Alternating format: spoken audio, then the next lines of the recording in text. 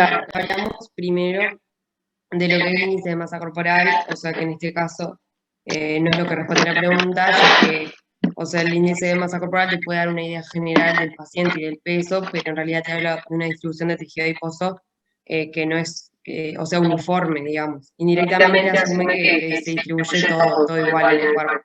Entonces, tal, no es lo que mejor predice el riesgo cardiovascular. También, o sea, algo clínico es la forma del paciente. O sea, creo que se usaba un poco más antes, pero tal, habla igual de la forma esquinoide o la forma androide que también te guía más o menos el tipo de distribución. Pero tal, lo que sí son medidas que estiman clínicamente la adiposidad visceral o esplácnica, que es lo que sí habla del riesgo cardiovascular y metabólico, es la circunferencia abdominal y el índice cintura-cadera. Ahí está. Es por eso mismo, porque es lo que estima mejor la adiposidad visceral, que es la que realmente habla de ese riesgo. Entonces, se divide según sexo, sea hombre o mujer, y se divide en tres escalones, digamos, que es bajo, moderado o alto, el riesgo. Okay.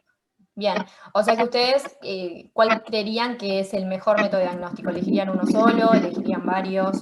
¿Elegirían una combinación? Una Es combinación. la combinación, o sea, del índice de masa corporal y o sea, el combinado con la circunferencia abdominal o el índice de cintura cadera. Muy bien. Que no Ahora ponga más está en perfecto lo que dijeron monosílabo. y vamos a ver un poco mejor acá.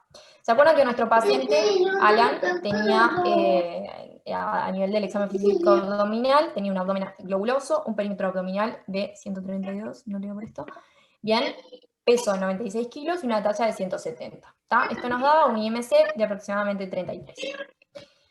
Bueno, entonces acá Lucía y Erika, y bueno, y todo el grupo 1, habló de índice de masa corporal, índice de cintura-cadera y perímetro abdominal. Primero que nada, ¿qué es el índice de masa corporal? Bueno, el índice de masa corporal se calcula como el peso sobre la estatura al cuadrado, ¿está? Esto lo que nos permite es generar y clasificar la obesidad en diferentes tipos, ¿verdad? Tipo 1, tipo 2, tipo 3. Ahí les dejé una tablita de cada uno, que cuál es, ¿no? ¿Verdad? Tipo 1 de 30 a 34,9, tipo 2 de 35 a 39,9, tipo 3 más de 40, que es también llamada obesidad mórbida. Bien. A su vez es importante que recientemente, después de que se genere toda esta clasificación, se empezó a considerar los valores de 25 a 29,9 como pacientes con sobrepeso, que son pacientes que a pesar de no tener una obesidad, es importante reconocerlos y hacerles un seguimiento justamente porque si esto sigue progresando, el riesgo cardiovascular empieza a aumentar y por ende, nada, todos los daños que ya conocemos, ¿está?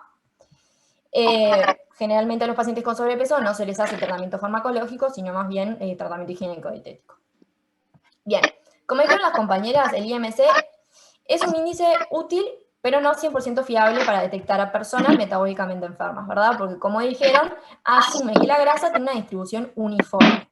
Y en realidad, para nosotros reconocer qué paciente tiene riesgo de tener todas estas complicaciones cardiovasculares, tenemos que saber cuáles son los pacientes que tienen una obesidad visceral. La obesidad visceral es la obesidad de la panza, ¿verdad?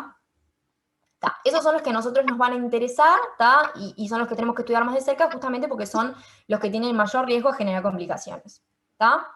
Para esto se propuso, por ejemplo, estudiar a los pacientes con tomografías o resonancias, que son métodos que podrían identificar la grasa en todos los niveles en donde están, ¿verdad? Y poder sacar una conclusión de dónde se está acumulando más grasa según el paciente.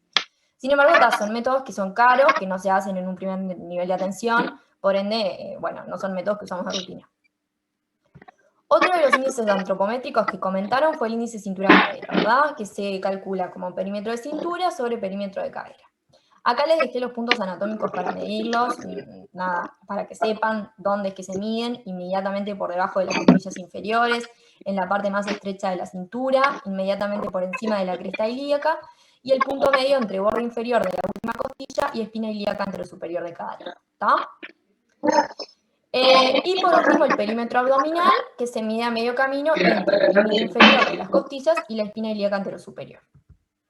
Acá tenemos un cuadrito que habla de la estimación clínica del tejido adiposo visceral y justamente el riesgo asociado, y lo que va estableciendo es, bueno, según el índice, por ejemplo, la circunferencia abdominal, el perímetro abdominal, bueno, si es menor de 94, en hombres, riesgo bajo, si es menor de 94 a 102, bueno, y así en hombres y en mujeres. ¿Ah? Bien. Entonces, como hablaron también las compañeras, dijimos que había dos tipos de obesidad. Obesidad androide y obesidad ginoide.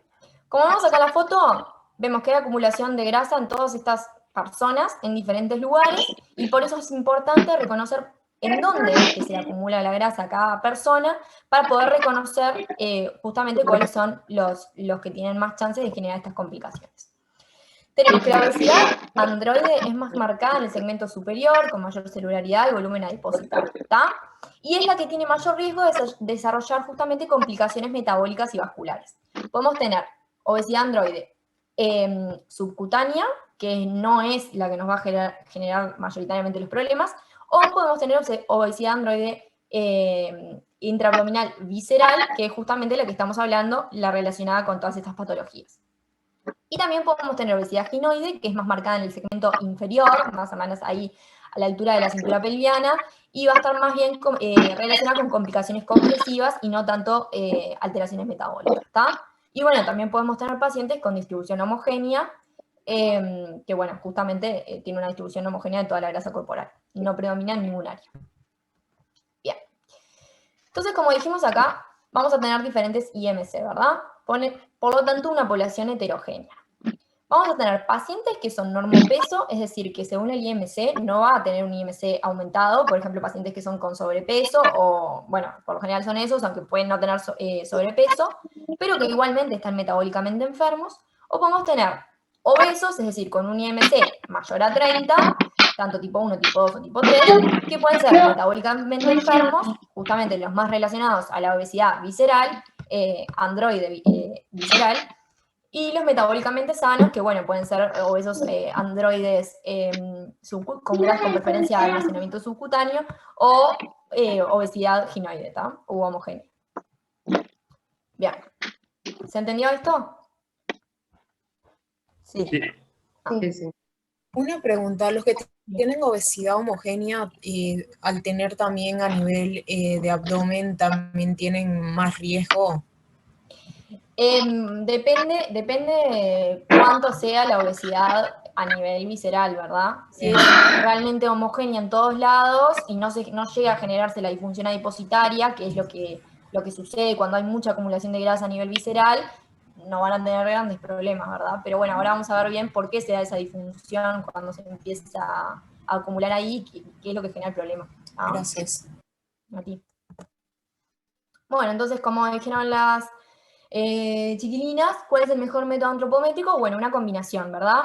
El IMC, que es un buen indicador justamente de las personas con sobrepeso y obesidad, y después alguno que nos hable un poco más de esa distribución de la obesidad, como es el índice cintura-cadera o el perímetro abdominal, ¿está? Bueno, ¿cuál es la pregunta que le hicieron al grupo espejo? O Que es el grupo sea, que clasifiquen a Alan según la medida y según el índice de masa. O sea, ¿cuál es el riesgo que tiene? Buenísimo. A ver, acá yo les calculé acá el IMC, 33. ¿Qué obesidad es entonces la de Alan? Mirando esta tabla. Un obeso tipo 1. Tipo 1. Tipo 1. Genial. Y dijimos que el perímetro abdominal era de 132, ¿verdad? Alan es hombre. Vamos a la circunferencia abdominal de 132. Es mayor a 102. Riesgo alto. Un riesgo alto, exacto. Riesgo alto. Un obeso tipo 1 con riesgo alto. ¿Riesgo alto a qué? Bueno, a tener obesidad visceral, ¿verdad? O sea, a todo lo que conlleva la obesidad visceral. Por eso se basan en estas medidas, que justamente pensamos que es un metro alrededor de la panza, ¿verdad? Bien. Bueno, pregunta 2, grupo 2. ¿Qué cambio genera a nivel sistémico? Bueno, cuando el tejido adiposo subcutáneo no puede acumular más grasa, se va a empezar a acumular en el tejido adiposo visceral, que a diferencia del subcutáneo crece por hipertrofia y no por hiperplasia. Entonces, como que la vascularización no va a acompañar ese crecimiento, por lo que van a haber zonas de hipoxia, y entonces le va a haber un predominio de macrófagos M1 sobre los M2 y se va a producir un estado proinflamatorio, que es lo que ayuda a que haya una inflamación, un estado inflamatorio crónico abajo grado. Bárbaro. También se pueden producir resistencias a la resistencia de insulina, ya sea por inhibición de la señalización de los receptores o por la producción de hormonas contrainsulínicas, Bien. y también favorece las dislipidemias. No sé si mi Bárbaro. compañero quiere agregar algo más. Muy bien, Lauriana. Sí, sí. No, iba a agregar en cuanto a la dislipemia que se van a producir LDLs y HDL que van a ser un poquito más densas, que van a Bien. favorecer a la aterogenosidad y también se da una lipotoxicidad, ¿no? Por esos excesos. Mira, justamente, ¿no? Un trastorno en todo lo lipídico, bueno, por todo eso que comentaron. Muy bien.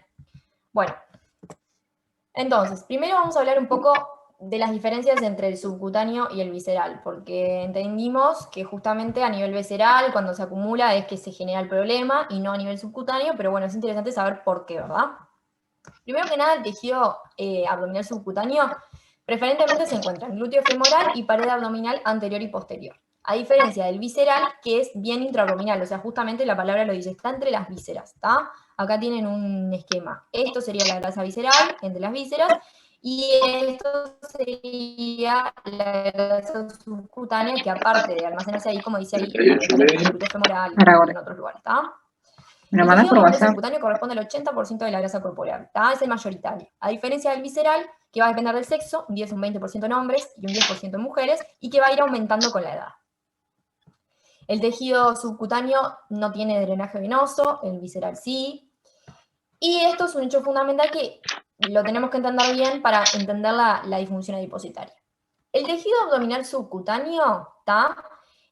A medida que le va llegando más grasa, porque por ejemplo la persona se está sobrealimentando, va a tener que almacenar esa grasa y a expensas de la hiperplasia, o sea, a expensas de generar más células para guardar esa grasa que está entrando y que tiene que ser almacenada, ¿tá?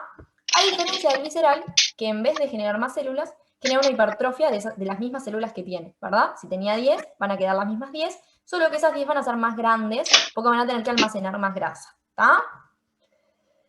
Bien, el tejido abdominal subcutáneo tiene poca vascularización e inervación, el visceral tiene más vascularización e inervación, y el subcutáneo tiene un rol antiinflamatorio, a diferencia del visceral, que tiene un rol proinflamatorio, secretando, por ejemplo, interleuquina 6, TNF-alfa, etc.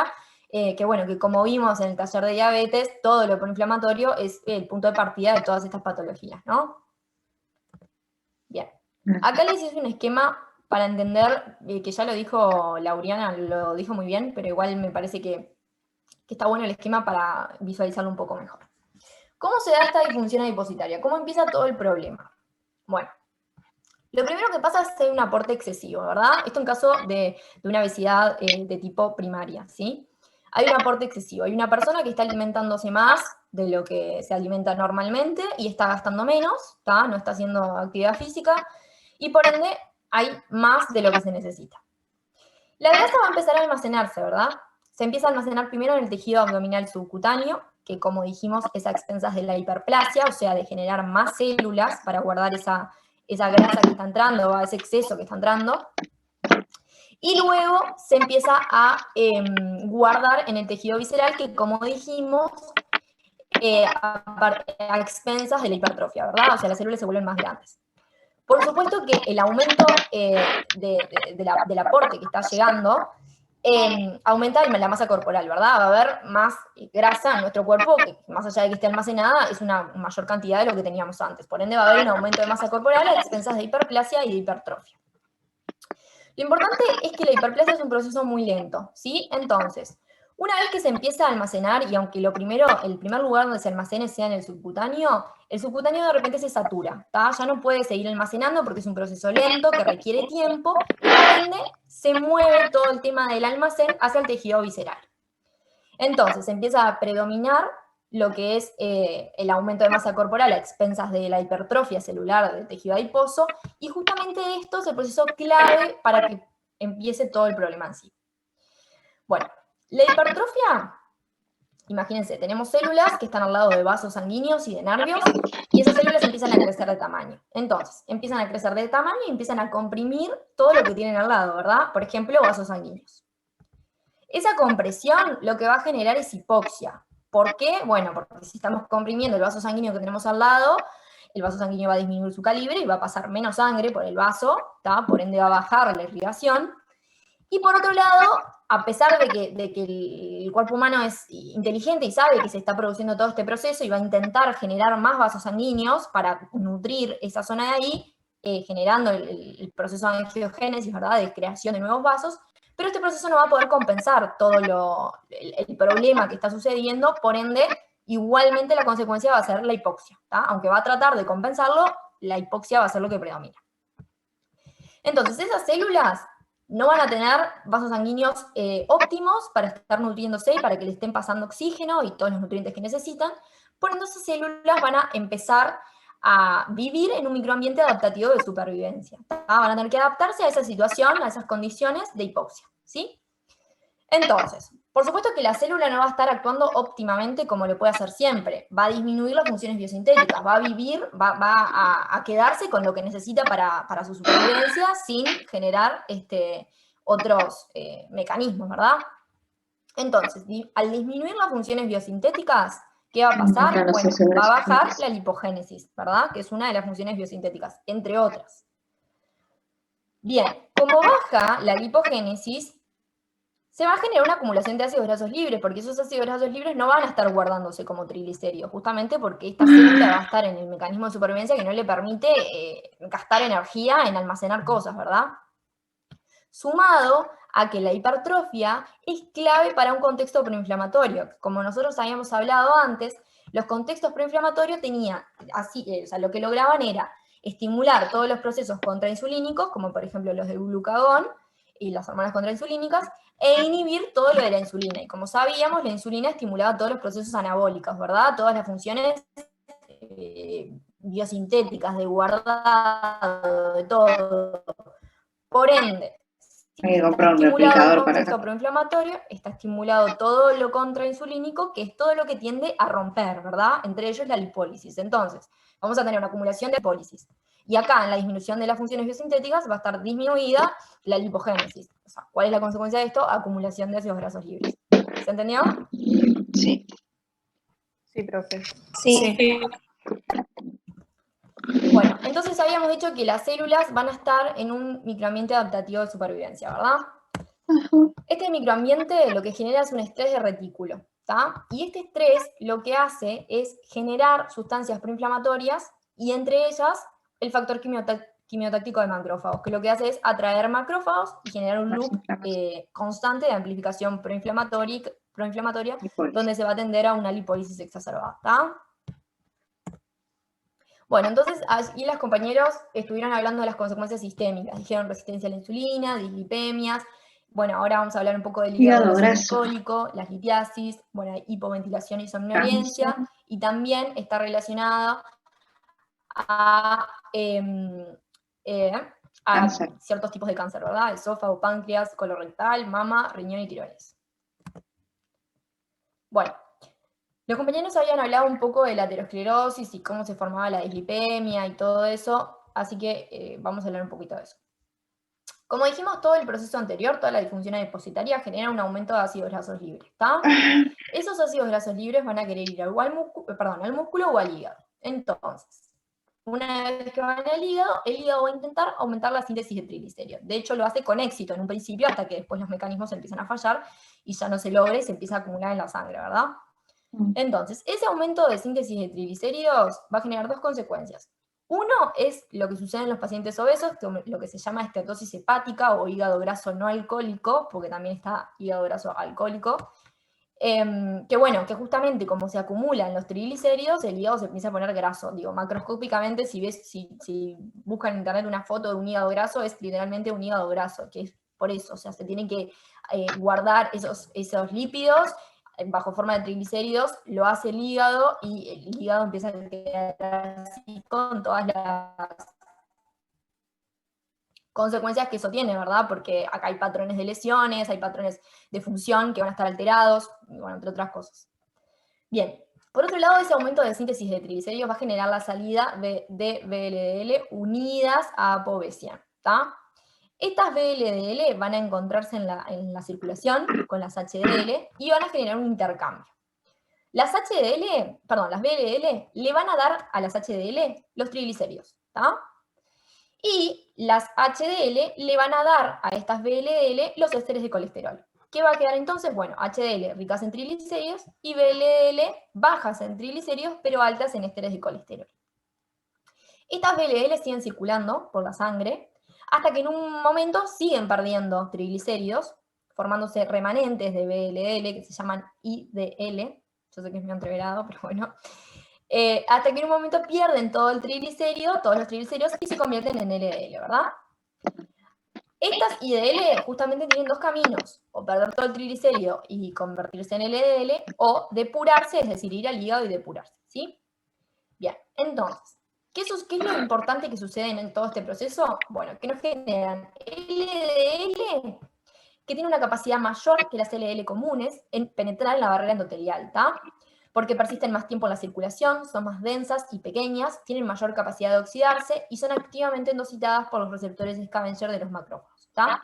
Todo esto es lo que contribuye, como vamos a ver en la clase que viene, a la disfunción endotelial y a la aterosclerosis, ¿verdad? Que justamente las LDL tengan todas estas características es lo más propenso para generar una aterosclerosis. Por lo contrario, las HDL, que acuérdense que eran las buenas, ¿verdad? Dentro del perfil lipídico eran los lípidos buenos. Las HDL también van a ser más densas y pequeñas, pero van a ser más sensibles a la degradación y depuración, por ende van a disminuir, ¿verdad? Van a estar constantemente atacadas. El 1, Henry. Entonces, ¿qué nos genera todo esto con el correr de los años? Bueno, una dislipemia, ¿está?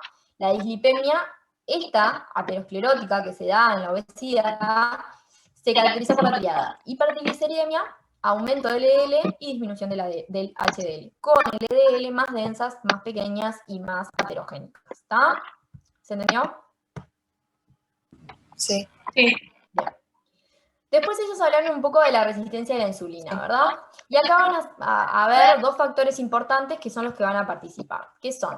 Déjame verle. Uno, el defecto en la señalización del receptor de insulina. O sea, se va a inhibir el receptor y ahora vamos a ver bien por qué. Y dos, el aumento de mediadores antiinsulínicos. Eso ya lo habíamos hablado en diabetes, todo lo que aumentara lo contrainsulínico e inhibiera lo insulínico, va a generar justamente las acciones opuestas a las que hace la insulina, ¿verdad? Bueno. Acá está un poco lo de la inhibición del receptor. Este es el mismo esquema que yo les había puesto en el diabetes. Nada, ya lo habíamos hablado, había disfunción adipositaria, una lipólisis exacerbada, con un exceso de triglicéridos y ácidos grasos libres, y como yo les había contado, se empiezan a saturar las vías para guardar en los tejidos esos ácidos grasos libres que están circulando, y por ende empiezan a generarse vías alternativas para guardar esos lípidos que habitualmente en personas sanas no están. Y bueno, se generan esos derivados lipídicos que son patológicos, ¿tá? Como son las ceramidas y el diacilglicerol, que bueno, entre otras cosas, habíamos hablado que se oponían a todas las acciones de la insulina, que generaban, o sea, estimulaban todo lo que era microambiente proinflamatorio, y a su vez se ha visto que, por ejemplo, las ceramidas generan lipoapoptosis, ¿tá? O sea, son tóxicas para los adipocitos, y bueno, van a generar muerte celular y van a generar destrucción del tejido, justamente. ¿Tá? Y después también tenemos alteración de la depuración de la insulina, ¿tá? Bueno, lo importante acá es que la insulina circulante, como todo lo que nosotros podemos tener, va a depender de la producción y de la depuración. Si tenemos una manzana, la vamos a tener según lo que produzcamos y según lo que comamos, ¿verdad? Bien, entonces, esa insulina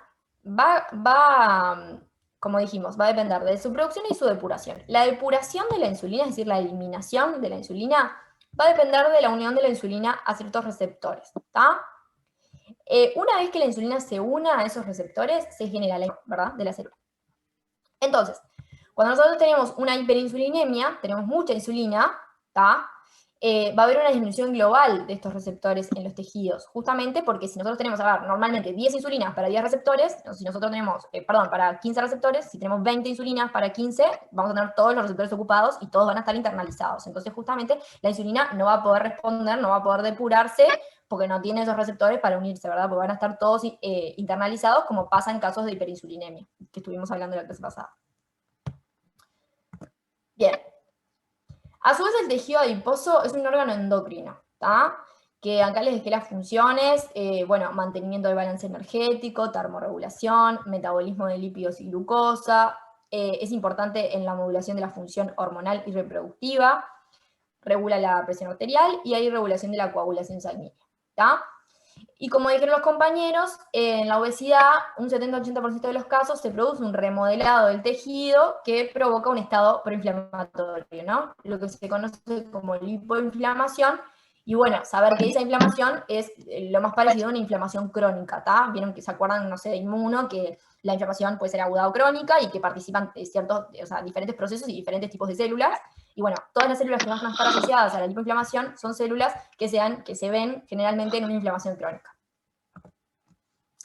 Bien, a su vez también va a tener consecuencias sistémicas dentro de las que hablamos, porque bueno, ¿se acuerdan de la hipoxia que habíamos hablado, verdad? Voy a volver a esta diapositiva. Habíamos visto acá que la compresión por la hipertrofia de las células generaba la hipoxia, ¿verdad? Bien. Esa hipoxia, aparte de los cambios que dijimos, es decir, aparte de generar ese microambiente adaptativo para la célula, va también a estimular la secreción de adipoquinas proinflamatorias. ¿Está? Entre ellos, el factor inhibidor de la migración de macrófagos, que ahora vamos a hablar un poco porque es un poco contradictorio, ¿verdad? Yo les había contado que lo primero que se hacía, lo último que se hacía era reclutar macrófagos y amplificar todavía más esa respuesta proinflamatoria. Bueno, se va a secretar el factor inhibidor de la migración de macrófagos, que ahora vamos a ver bien. A su vez, se secreta también factor de crecimiento endotelial vascular, leptina, bueno, todo eso está regulado al alza, o sea, va a estar aumentado. Y bueno, a su vez, la hipoxia genera muerte de adipocitos, ¿tá? Muerte por necrosis, que no sé si se acuerdan, pero la necrosis es un tipo de muerte celular que, a diferencia de la apoptosis, recluta células inflamatorias para eliminar los restos celulares. La apoptosis, las células cuando mueren por apoptosis, no hay una reacción inflamatoria alrededor. La célula muere por todo un mecanismo regulado, por eso se le llama un mecanismo de muerte justamente regulado, pero bueno, estos no, mueren por necrosis o por otras formas también, y por ende se reclutan células para eliminar y fagocitar todos esos restos celulares que bueno, quedan ahí. Bien, y después los compañeros hablaron un poco de los macrófagos, ¿está? Tenemos dos tipos de macrófagos. Después, esto lo vamos a ver mucho mejor cuando vemos cáncer, porque están muy vinculados a la respuesta inmune tumoral, antitumoral.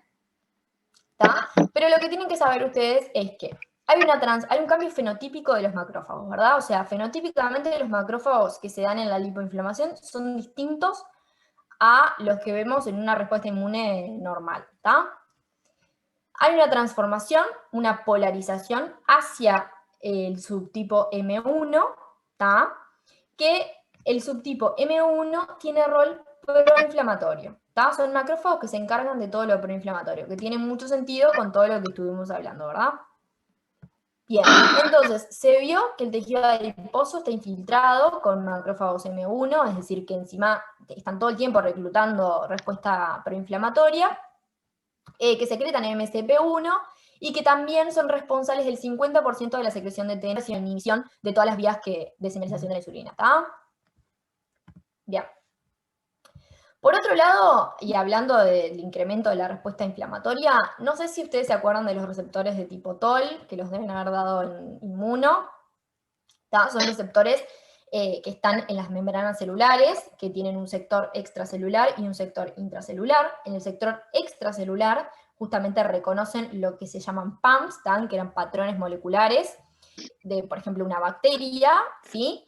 Y bueno, ese patrón se une al receptor, al sector externo, es decir, al sector extracitoplasmático del receptor, y una vez que se une, se van estimulando cascadas de señalizaciones hacia el interior de la célula, y lo que pasa es que se genera una respuesta, ¿verdad? Por lo general, en los receptores de tipo TOL, una vez que se une un PAMP o un DAMP, lo que sucede es que se generan respuestas proinflamatorias, porque bueno, imagínense que los PAMPs que están en las bacterias, bueno, se unen a los receptores y bueno, se estimula una respuesta inflamatoria para combatir eso, esa bacteria o cualquier microorganismo que esté ingresando a la célula, al organismo, ¿está? Por ejemplo, se ha visto que un subtipo de los TOL es el TLR4, hay 1, 2, 3, 4, 5, 6, el que nos interesa hoy es el 4. ¿Tá? Se ha visto que, por ejemplo, los LPS bacterianos justamente tienen, es un mecanismo de virulencia de las bacterias porque es incapaz de unirse al TLR4 y por ende evitar la respuesta inmune, ¿verdad? O sea, tratar de saltear ese paso. Pero se ha visto y se ha estudiado que los ácidos grasos saturados, ¿tá?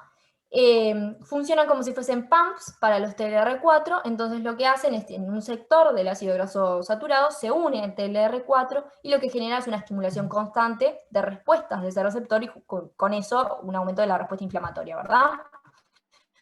Porque imagínense, se une el ácido graso saturado, se une al TLR, eso pasa con varias interleuquinas y con varios metabolitos proinflamatorios. Bueno, y acá se ha visto que tanto los de TLR4 como TLR2 se incrementan a medida que lo hace el índice de masa corporal, ¿está? O sea, vamos a tener más receptores a medida que la persona tenga un índice de masa corporal mayor. Hola, Bien, ¿cómo eso estás, sería la Lili? parte sistémica, ¿sí? ¿Cuál es la Estoy en un pregunta que le Zoom hicieron de facultad, para el pero grupo tengo el espejo que micrófono vendría a ser el apagado. 4? No, pero decime, ¿Cuál es la diferencia entre los macrófagos sí, capaz M1 y que los 2 o 2:30. ¿Cuándo te queda mejor a vos? Bueno, bien. A ver, alguien del grupo 4 que Ah, responda.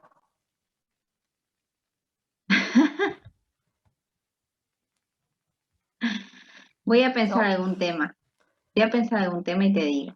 Vamos, ya lo ¿Está? dijimos. Que uno es Gracias, Lili. proinflamatorio y el Besote, otro chao. no. Ahí va, exacto. ¿Cuál es la proinflamatoria? El M1 es el proinflamatorio y el M2 es el anti. Ah, ahí está, perfecto. Eso mismo. Bueno, respuesta 3, pregunta 3, perdón. ¿Qué causas de obesidad conoce y cuál es su tratamiento? A ver, algún vocero del grupo 3. Sí, para la obesidad primaria, la sobrealimentación, y para la secundaria puede ser por patologías o por fármacos. Muy bien. ¿Pusieron algún ejemplo, alguna?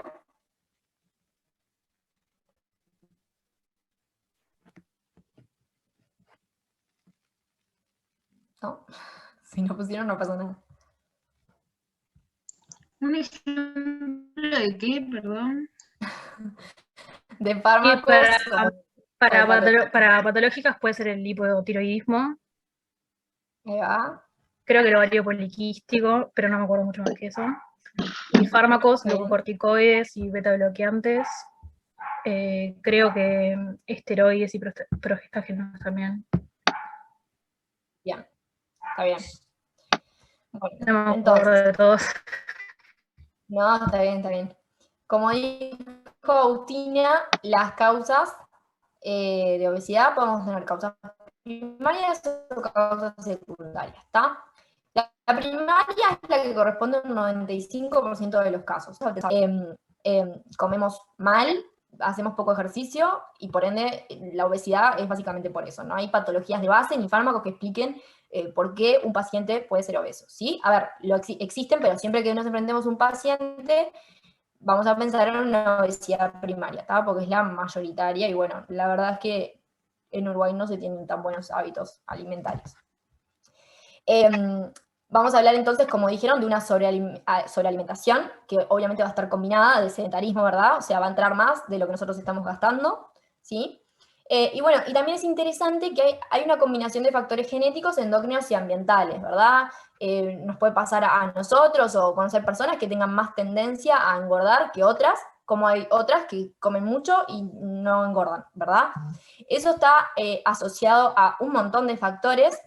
Yo acá no se los puso, pero un ejemplo interesante es, por ejemplo, la microbiota intestinal. Se ha estudiado que en pacientes obesos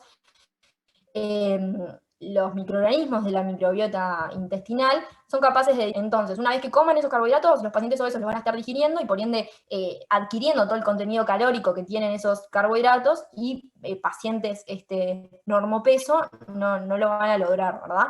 Entonces hay un montón de factores que van a estar influyendo. A su vez hay fenotipos de microbiota, se llaman fenotipos delgados, de pacientes que justamente no logran adquirir, o sea, no logran procesar ciertos alimentos y ciertos nutrientes, y por ende no están adquiriendo el contenido calórico, ¿verdad? Bien. Con respecto a la obesidad secundaria, entonces, Agustina había hablado de que podía ser por patologías o por fármacos. Acá les dejé los más importantes. Dentro de las patologías: hipotiroidismo, Cushing, ovario poliquístico, hipogonadismo, lesiones hipotalámicas, enfermedades congénitas, y beta-bloqueantes, antidepresivos tricíclicos, esteroides, progestágenos, sulfonilureas, insulina y antipsicóticos. ¿Está? Pero acuérdense, siempre pensar en una obesidad primaria. ¿Está? Bueno, a su vez, algo interesante es la regulación neuromoral del apetito y la saciedad. ¿Está? Nosotros tenemos vías aferentes, después regiones que procesan, y vías eferentes que envían una respuesta, ¿sí? Tenemos vías aferentes que procesan, a nivel esporádico o tónico. Las esporádicas son las vías que están activadas, entre comillas, ¿está? Donde actúa el neuropeptidoide, grelina e insulina. Y las tónicas son las que son a largo plazo, o sea, las que más bien hablan de la reserva nutricional que tiene cada persona, y la regula de la leptina. Luego en el hipotálamo, en el núcleo arcuato, tenemos regiones procesadoras que procesan ambas vías, ¿tá? Y son las que después generan la respuesta, ¿verdad? Bajo la vía eferente, ¿no? Entonces, en el núcleo arcuato es donde se procesan las señales de hambre, ¿sí? Donde van a estar encargadas las señales de saciedad, donde van a estar involucradas en neuropeptidoías eferentes, ¿tá? Que una vez que tengamos la señal, vamos a mandar la señal para justamente la decisión de cada persona de qué es lo que va a hacer, donde vamos a tener respuestas anorexígenas y orexígenas, ¿verdad? Entonces, en caso de que lo que se secrete sea grelina, que justamente va a estimular el hambre, va a generar en nosotros una respuesta orexígena, una respuesta de querer comer, ¿está? Justamente el hambre, y bueno, va a disminuir el gasto energético y todas las funciones, de guardado de cosas, porque, necesitamos nutrientes, no estamos para almacenarlos, ¿verdad? Los necesitamos. Y por el contrario, cuando se empiezan a secretar neuropeptidoide, insulina, leptina, que son hormonas que se encargan de la saciedad, ¿tá? Van a generar en nosotros respuestas anorexígenas, ¿verdad? Respuestas de saciedad, ya está, ya no queremos comer más, y por ende todo lo que comimos va a ser almacenado, va a estimularse la termogénesis y el gasto energético, ¿sí? Bien. Un aspecto importante y que es muy interesante es el sistema endocannabinoide, ¿está? Por supuesto que está relacionado con todo lo que es el cannabis, pero se ha descubierto que este sistema también está muy relacionado a la elección de alimentos, ¿sí? Por ejemplo, la elección de un alimento según parámetros, según la apariencia, según el aroma, según el gusto, y siempre está basado en experiencias previas de cada uno con esos alimentos, ¿verdad? Donde, por supuesto, que van a estar incluidos componentes cognitivos y emocionales, ¿sí? Cosas que nos hayan generado a nivel cognitivo ciertos alimentos. Entonces podríamos pensar que en pacientes obesos puede haber una disfunción del sistema endocannabinoide con una opción de elegir ciertos alimentos por apariencia, aroma y gusto, que justamente siempre se corresponden con alimentos no sanos, ¿verdad? O sea, con alimentos procesados, con alimentos que van a contribuir a su obesidad. Y bueno, está en estudio el tema del sistema endocannabinoide con la obesidad, ¿sí? Y esa tendencia a elegir alimentos más calóricos que otros. Bien. Con respecto al tratamiento, entonces, bueno, apuntan a mejorar comorbilidades y futuras complicaciones, ¿tá? Y la meta del tratamiento, 10 por los 3, cosas importantes en el tratamiento: cambios en el estilo de vida, fármacos y quirúrgico. siempre que tengamos un paciente obeso tipo 1, tipo 2 y en algunos tipo 3, siempre vamos a apuntar a cambios en el estilo de vida como un primer tratamiento, siempre. ¿Tá? Nunca vamos a empezar a tratar a un paciente con fármacos, ni menos que menos quirúrgico. ¿Tá? Siempre empezar con cambios en el estilo de vida e ir evaluando, ¿sí? Eso hasta los obesos tipo 3. En los obesos tipo 3, en la obesidad mórbida, bueno, podemos considerar, nada, no sé si comenzar desde un principio, pero sí saber que vamos a tener que incorporar fármacos o tratamiento quirúrgico. Bueno, los cambios en el estilo de vida dependen de una dieta hipocalórica con una disminución de 500 a 1000 calorías respecto a la dieta que ya tiene. Apoyos psicológicos, son muy útiles los grupos de ayuda. Y ejercicio mínimo, 150 minutos semanales, ¿está? Por supuesto, ejercicio aeróbico, ¿sí? Bueno, de los fármacos ustedes no tienen por qué saberlos, pero hay inhibidores de leptina, inhibidores de receptores de estímulos orexígenos, o sea, inhiben los centros estos que estuvimos conversando de las respuestas de hambre, inhiben básicamente el hambre, ¿está? Y bueno, y tenemos la cirugía bariátrica como tratamiento quirúrgico, ¿verdad? Lo que es el bypass gástrico. Bien. Acá es donde entra también en la parte del tratamiento el rol de la actividad física. Quiero que presten bastante atención a esto porque esto lo preguntan y es importante y seguro les interesa también. Bueno, en el músculo esquelético tenemos dos tipos de receptores de glucosa, GLUT1 y GLUT4, ¿sí? Los GLUT4 están internalizados en las células, no están en las membranas, están adentro, ¿sí? Bueno, entonces, ¿qué es lo que produce el ejercicio físico? Bueno, todo el movimiento hemodinámico que se genera en el ejercicio físico va a estimular en las células movimiento de calcio. Y con ese movimiento de calcio, el movimiento del receptor que estaba dentro de la célula hacia la membrana, ¿tá? Por ende, va a entrar glucosa por el GLUT1 y por el GLUT4, ¿sí? Que esto es algo beneficioso justamente porque no queremos glucosa en la sangre, ¿no? Entonces, o por lo menos no la queremos en exceso, tenemos que mantener un balance, ¿sí? Este mecanismo es un mecanismo independiente de insulina. Entonces, esto es importante para los pacientes que son diabéticos, justamente porque tienen esos trastornos de la insulina y donde sabemos que todo el ingreso de glucosa a la célula va a estar regulado por la insulina, entonces que tengamos un mecanismo independiente de insulina que logre el mismo rol que la insulina es justamente importante para los pacientes que tienen resistencia, ¿verdad? Y a su vez en los pacientes sanos también nos va a interesar, porque bueno, es otro mecanismo aparte para ingresar la glucosa a la célula. A su vez, el ejercicio físico, también por mecanismos un poco más moleculares, pero que no van al caso, genera la expresión de un coactivador, que se une a un receptor y estimula el precursor de irsina. No sé si la leyeron, la irsina, es una hormona que lo que hace cuando se estimula es estimular a la USP1. Esto lo vamos a ver en la pregunta 4 porque tiene que ver justamente con tejido adiposo blanco y pardo, pero lo importante es que al estimular la USP1 genera la diferenciación a adipocitos Bright, que ahora lo vamos a ver, y luego volvemos a esta diapositiva. Bien. A su vez, el ejercicio físico se ha visto que tiene un efecto muy beneficioso en el endotelio, estimula la óxido nítrico sintasa, que genera más óxido nítrico, estimulando todo lo que es lo antiinflamatorio para combatir todo el efecto proinflamatorio que tenemos en estas situaciones, ¿no?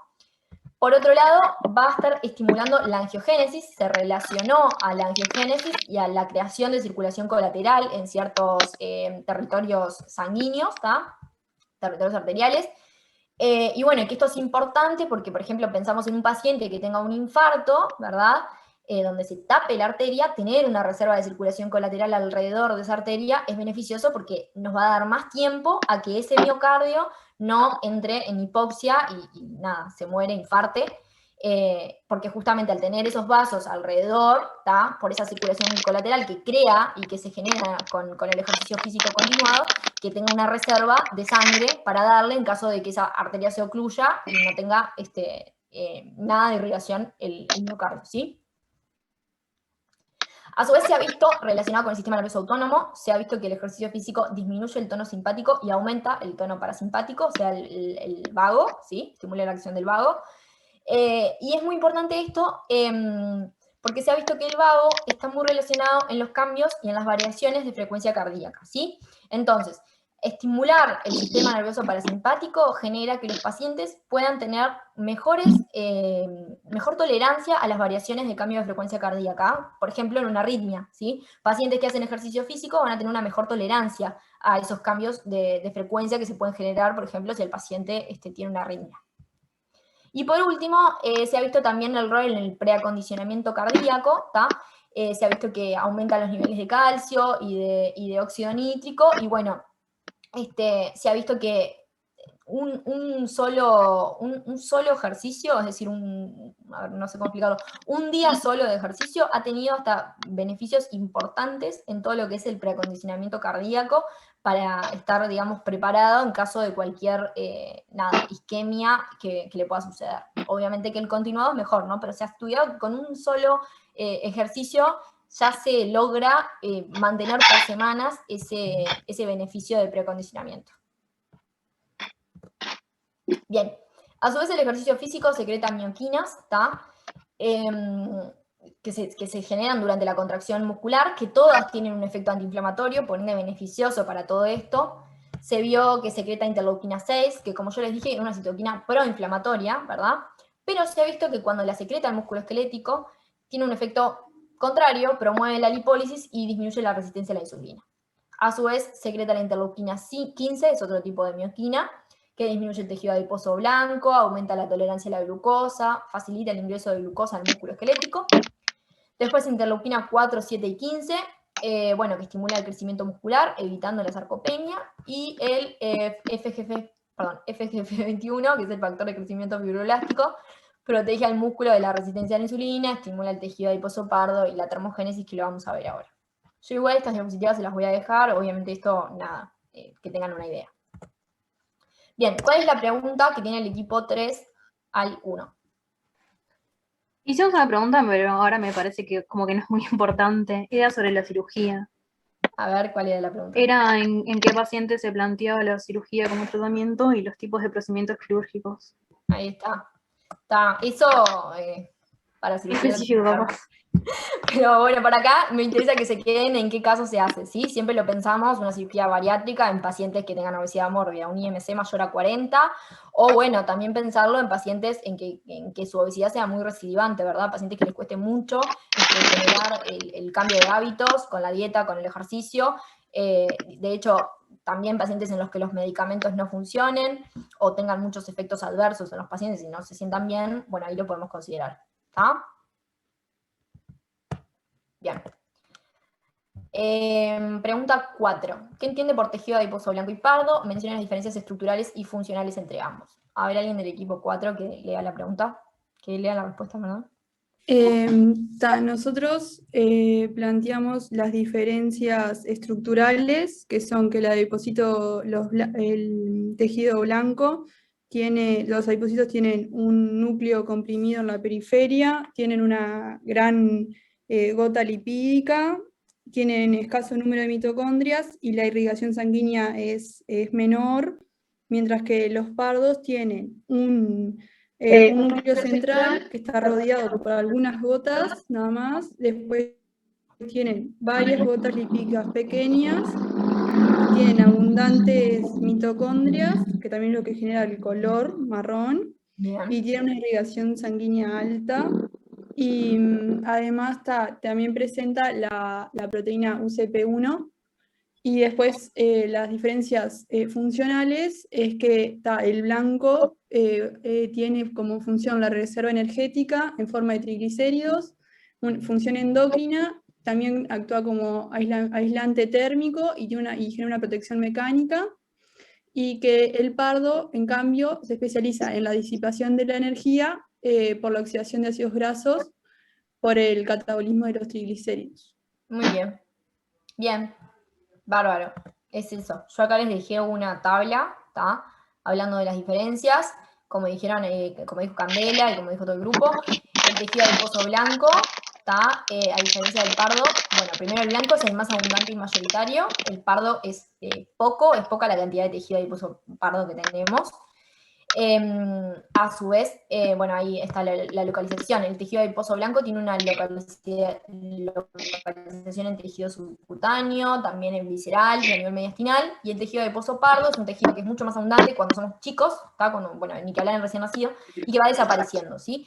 Y bueno, en el adulto las ubicaciones que se pueden encontrar son ahí región cervical, supraclavicular, axilar, paravertebral, mediastinal y región abdominal superior, ¿está? Como muestra esta foto y como dijo Candela, el tejido blanco consiste en toda la célula y se comprimen en un sector periférico todos los organelos, ¿verdad? Lo que es el núcleo y bueno, el citoplasma queda reducido a una lámina periférica. A diferencia del pardo, que como se ve acá, tiene varias gotas lipídicas, no es una única gota lipídica, son varias, ¿tá? Y no se genera ni compresión del núcleo ni citoplasma, ¿verdad? Todos los organelos están dispuestos ahí en el centro de la célula, ¿sí? Bien. El tejido adiposo blanco tiene pocas mitocondrias y poca irrigación sanguínea, a diferencia del pardo, que tiene abundantes mitocondrias, que como dijo Candela, es lo que le da la coloración amarronada. Las funciones son distintas. El tejido adiposo blanco tiene una reserva energética bajo forma de triglicéridos. Ahora contesto, Erika, perdón. Tiene reserva energética bajo forma de triglicéridos, función endocrina y aislamiento térmico y protección mecánica. Y el pardo tiene la función primordial e importante, lo que se tienen que llevar de la clase, es que lo que hace es disipar la energía a través de calor, ¿tá? Disipa la energía a través de la oxidación de ácidos grasos. Como podemos predecir, es algo muy beneficioso en los pacientes obesos tratar de sacar toda esa grasa almacenada bajo forma de calor, ¿tá? Bueno, las localizaciones ya lo dijimos, y el blanco tiene un rol más bien proinflamatorio, a diferencia del pardo que tiene una acción antiinflamatoria, ¿tá? Perdón. Pili. Bueno, entonces, ¿por qué el tejido adiposo pardo tiene esa capacidad de generar, de disipar energía a través de calor? Bueno, justamente por la USP1, ¿sí? La UCP1 es una proteína, es la proteína desacoplante 1, que se encuentra en la membrana mitocondrial externa, ¿tá? Y lo que hace es desacoplar la cadena respiratoria, que no importa que no la recuerden ahora, tienen que recordar el concepto, desacoplar la cadena respiratoria respecto a la fosforilación oxidativa, ¿tá? Desacopla el transporte de protones específicamente de la cadena, ¿tá? Y bueno, tener estas USP, que obviamente van a estar abundando en las células del tejido pardo y van a estar carentes en el tejido blanco, es lo que le permite justamente disipar la energía a través de calor, ¿tá? Bien. Un factor importante, con esto ya estamos terminando, ¿tá? Un factor importante es que existen adipocitos que se llaman Bright. ¿Qué significa esto? Bueno, son adipocitos que inicialmente no tienen la capacidad de disipar energía a través de calor, pero en ciertas circunstancias, ¿tá? Como contienen la USP1, a pesar de que no la estén utilizando todo el tiempo, como lo hace el adipocito pardo, la tienen y pueden generar esa disipación de energía, ¿sí?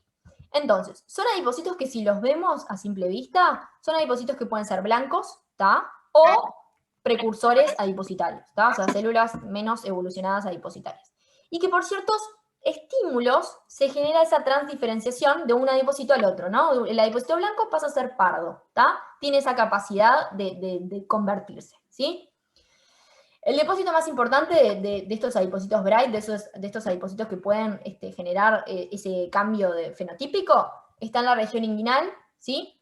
Y el principal estímulo para que suceda esto, es decir, para que de un adipocito blanco se pase a un pardo y se genere la función del adipocito pardo, son los receptores beta-adrenérgicos, ¿tá? O sea que todos los estímulos de noradrenalina van a generar este cambio de un adipocito al otro. También hay otros factores que lo inducen, por ejemplo la insulina, la verdad no me acuerdo cuál otra más, pero la insulina también, ¿tá? Y es importante saber que la actividad del VAT es inversamente proporcional al índice de masa corporal, ¿verdad? Cuanto más VAT tengamos, cuanto más tejido adiposo pardo tengamos, y cuanto mayor sea la capacidad nuestra de poder disipar esa energía en forma de calor y empezar a sacar todos los lípidos que se acumularon por exceso, ¿tá? Bueno, mejor va a ser, o sea, vamos a poder lidiar mejor con la obesidad, ¿verdad? Y justamente los pacientes que tienen mucho tejido adiposo pardo van a ser los que tengan menos índice de masa corporal, ¿tá? Bien. Bueno, ¿cuál es la pregunta espejo? Que le hizo el grupo. Era, ¿qué hacía la UCP1? Voy a empezar a hacer la pregunta antes. Bien, quedó claro, ¿verdad? Desacople de la cadena respiratoria de la fosforilación oxidativa. ¿Está? Lo que hace es desacoplar el transporte de protones, ¿sí? Y disipar la energía a través de calor. Muy bien. Bueno, esto es todo lo de obesidad. No sé si tienen alguna duda. Ahora. No, profe, re claro. ¿No? Un ejemplo, profe, del estímulo para que se convierta en Bright, ¿cuál es, por ejemplo? Y bueno, todo lo que estimule el sistema Bien. nervioso simpático. ¿Sabes? ¿Ah? Gracias. De nada. Bueno, Yo había leído que la irisina también estimula. ahí está, la lepsina también, muy bien, es verdad, la insulina, la noradrenalina y la lepsina también, y creo que hay más, pero la verdad que no me las acuerdo. Según en el libro están bien nombraditas. Bueno, ¿alguno tiene alguna otra duda o algo? Yo te pregunté en el chat por qué no puedo entrar a las clases de los lunes, si dabas clases en otro grupo. Sí, no doy clases en otro grupo. De hecho, la clase que viene es la clase de disfunción endotelial, que es la última, porque yo en realidad creo que me cambio a otro grupo porque después los pasan para las 13 y yo a las 13 no puedo. Va a venir otra profe. Yo voy a estar los martes de noche, creo. Todavía no sé a cuál grupo me cambio, pero nada, por si alguno quiere. Bien. ¿Está? Gracias. No, de nada. Bueno, para la clase que viene voy a mirar bien lo de dislipemias. Si hay alguna cosa para conversar o algo, vemos si lo hacemos esa clase o vemos en otro ratito. Y bueno, para la clase que viene es lo mismo, ¿está? Es disfunción endotelial, tienen que ver el video y bueno, vamos contestando las preguntas. ¿Está? Excelente, gracias, profe. Claro. Chao, Bueno, nos vemos. Gracias. Gracias, profe. Chao.